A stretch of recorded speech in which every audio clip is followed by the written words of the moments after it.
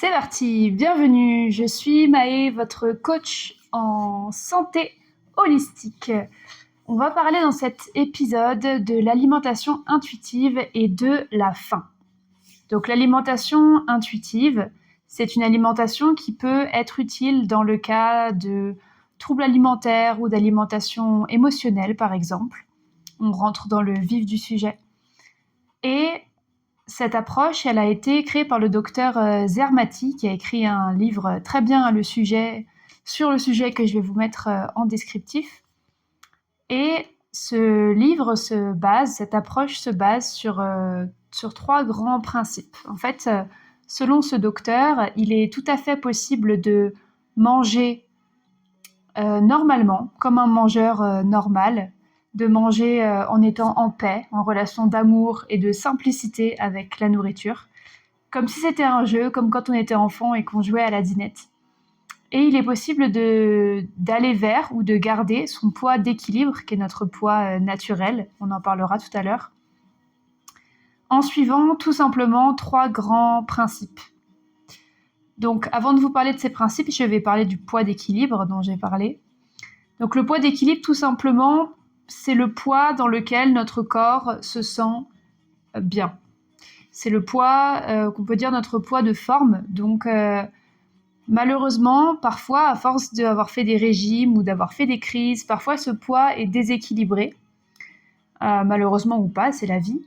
Et parfois, ce poids d'équilibre va être plus haut que ce que nous espérerions. Parfois, ce poids d'équilibre est exactement là où on aimerait qu'il soit. Dans tous les cas, quand je suis au-dessus de mon poids d'équilibre, quand j'écoute mon corps par rapport à ma faim, je vais naturellement avoir moins faim puisque mon corps va chercher à perdre du poids pour retrouver son poids d'équilibre. Et lorsque je m'affame ou que j'ai vécu un jeûne et que je suis en dessous de mon poids d'équilibre, naturellement, je vais avoir des pensées obsessionnelles concernant la nourriture. Je vais avoir envie de manger tout le temps, tout simplement parce que le corps envoie des signaux pour dire « là, j'ai besoin de plus de nourriture pour retrouver mon poids d'équilibre ». Donc, quoi qu'il arrive, c'est très rassurant, quoi qu'il arrive, tant qu'on écoute notre faim, notre corps nous ramènera toujours à notre poids d'équilibre. Donc ça, déjà, c'est quelque chose de très simple qu'on pose ici et de très rassurant. Donc, pas besoin de mentaliser l'alimentation. Tant que je reste en lien avec ma faim, tout va bien. Donc, les trois grands principes dont je parlais, en fait, ça consiste donc à manger en suivant ces trois principes qui sont simples, mais pas si simples à la fois. Et cela permet donc de garder son poids d'équilibre. Donc, le premier grand principe, c'est le plaisir. C'est-à-dire que je dois avoir du plaisir dans ce que je mange. C'est-à-dire que si j'ai très envie de manger, je sais pas, un plat de pâtes bien chaud, bien huileux, avec de la crème et des champignons fondants et du fromage, c'est ça qui me donne envie.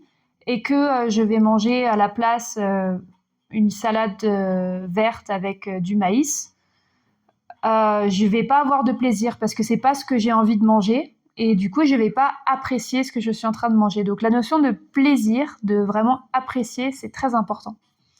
Le second principe, c'est la sécurité. Sécurité, et notamment pour les personnes qui sont dans les troubles alimentaires ou dans l'alimentation émotionnelle, c'est très important parce que la plupart de ces personnes, lorsque on ne se sent pas en sécurité avec la nourriture, on va avoir peur de grossir, on va avoir peur de faire les mauvais choix alimentaires, on va par exemple être en train de manger et être en train mentalement de se dire je ne devrais pas manger ceci parce que ça fait grossir, je devrais plutôt manger cela, c'est pas l'heure de manger, ça devrait être l'heure et je devrais être en train de manger. Donc il va y avoir un climat d'insécurité. Donc le second concept très important dans cette approche, c'est la sécurité, c'est-à-dire s'entraîner, et c'est pas facile, à manger dans un climat de sécurité intérieure où je me sens serein, sereine, je sais que j'ai le droit, c'est autorisé, il n'y a pas de souci. Ok ? Le troisième et dernier grand principe, c'est la vigilance. Vigilance, ça veut dire quoi? Ça veut dire que je dois être attentif, attentive à ce que je suis en train de faire, c'est-à-dire manger. En effet, notre cerveau ne conscientise pas que nous avons fait une action lorsque nous ne sommes pas présents à cette action.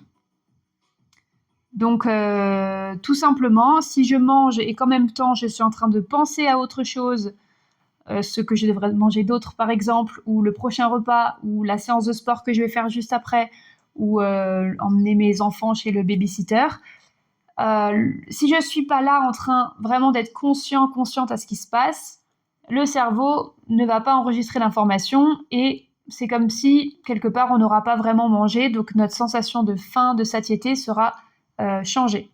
Donc ça, c'est pas évident non plus à mettre en place parce que ça parle de pleine présence. Voilà pour cette vidéo sur l'alimentation émotionnelle. Retrouvez-moi dans la vidéo juste après pour parler de la faim. Pour plus d'informations, vous pouvez me retrouver dans le lien sous la vidéo pour en savoir plus sur mon programme d'accompagnement. Prenez soin de vous!